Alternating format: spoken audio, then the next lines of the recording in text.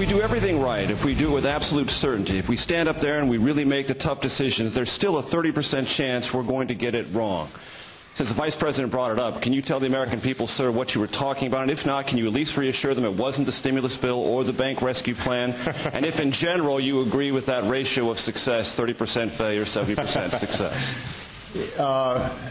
You know, I don't remember exactly what Joe was referring to, not surprisingly. But let me try this out. I think what Joe may have been suggesting, although I wouldn't put numerical, I wouldn't ascribe any numerical percentage to any of this, is that given the magnitude of the challenges that we have, any single thing that we do is going to be part of the solution, not all of the solution. Do not adjust your television. You're used to watching him at 9 p.m. Eastern, but Sean Hannity is our special guest tonight. And before I get to the thought that you had in the last segment, I want to ask about Major Garrett's question. That was a good point. 30%, we don't know exactly what Vice President Biden meant by the 30%, but there's such a high risk in economics. I mean, we don't know. I mean, we never know for sure if some catastrophic event occurs, then it's going to completely change everything. Well said. But what's your level of certainty that President Obama is wrong in supporting this bill? 100. Well, I guess 100%. Socialism's never worked. And this is what I was going to say before, and I want to say this delicately because I think it's going to be misinterpreted here. And I know there's anchors all over the country right now that are getting tingly feelings running up and down their legs because the anointed one, you know, spoke. But, and I mean this in all sincerity, I believe that on substantive issues here that he's way over his head. What I see about him is I think he's trying to act the role of president. He's trying to create an air of confidence. I think when you combine, I find if Karl Rove was the first to say he has arrogance about him. I saw a little of that the other night in his very partisan speech with the Democrats.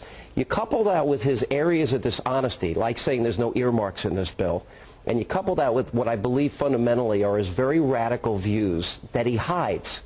And he hides it because he comes up with a speech or somebody writes a speech for him and he repeats it again and again. I think it is a very bad combination and ultimately is going to hurt him in the end, politically and in terms of his ability to be successful. Here's what I think, is that I think speed is paramount here. We've got to get money into people's hands. And what I don't understand and what I'm hearing, you know, look, I've gone through most of the bill, but it's insane to think that anyone can really digest it in this short period of time, is that so many of the programs, they may be great ideas, but they go so far out into time that I don't think we have the time, which is why I find attractive to cut the payroll taxes and some other companion program, do something else in short.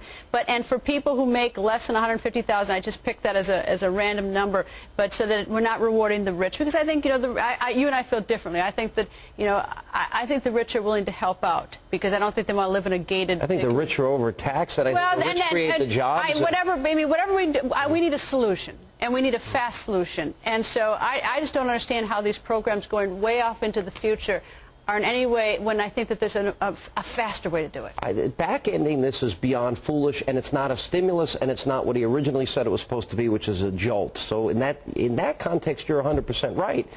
But if speed versus accuracy, we've got to get it right. I mean, to race through this bill without really examining the let me tell you about the payroll tax, though, because you could throw the switch tonight, and if it's not working in 6 months, you throw it back. I mean, that's not. If you create complicated programs, you've got complicated bureaucracy, and you can't reverse it. Let me tell you where I think Obama missed a huge opportunity tonight. Rather than just lie and say there's no earmarks. Well, I'm honest. Okay. There are earmarks, folks, earmarks all over this. Are there earmarks? There's earmarks, and there's a welfare program associated with this. All right, they can use whatever language they want.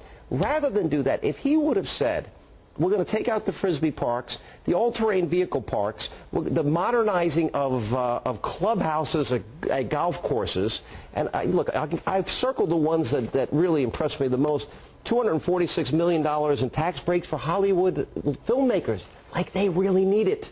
Well, I think isn't that though to attract business to communities, so they do the movies in the communities. I mean, I don't want to be defending some of this stuff, but it's still some of the stuff. But it's pork. It's pork. It's earmarks. It's reckless spending. It's slow.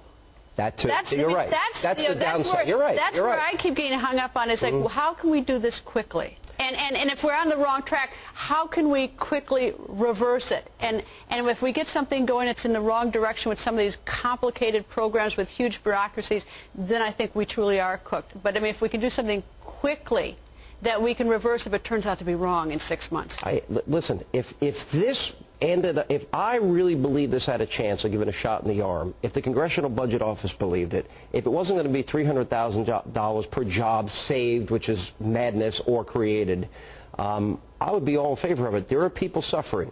I am absolutely, positively concerned about their future. They've got mortgages to pay. They've got kids they got to send to college. They're losing their retirement fund. Wall Street has no confidence as of now in what they are proposing, and that's frightening. The thing that's the most insane to me is how we've let all this money, we just throw these huge numbers around, and we spend all this money, and we had basically let the banks do whatever they want with the money. We can't, you know, it's extraordinary. One last thing, though. But banks, Greta, were forced through government. Government forced them to make these risky loans and lower their standards, and they did it because, you know, through maybe the best of intentions, they believed that every American, they didn't have a right to freedom, had a right to a house. The TARP money, the TARP money. But look, that's where it all started. This was necessary because Fannie and Freddie needed a bailout. This was necessary because government forced banks to lower their standards to make these loans to people that could never pay them back. The financial institutions that bought them up paid a price. The banks paid a price. We're all paying the price because the economy paid a price. Well, and I just can't imagine a government that came and count votes is now going to be, you know, watching all this. That's a great point. We don't even have a senator from Minnesota, and we had those problems in Florida, and we expect to be able to track $800 billion or whatever. But anyway, Sean, nice to see you at 10 o'clock. This is fun. Can I stay? I don't know. You can stay. Get rid of me? They're throwing me out of here. All right. All right. Well, Greta, thank you. Yeah, you will see Sean, though, tomorrow night at 9 p.m. Eastern is regular time and up.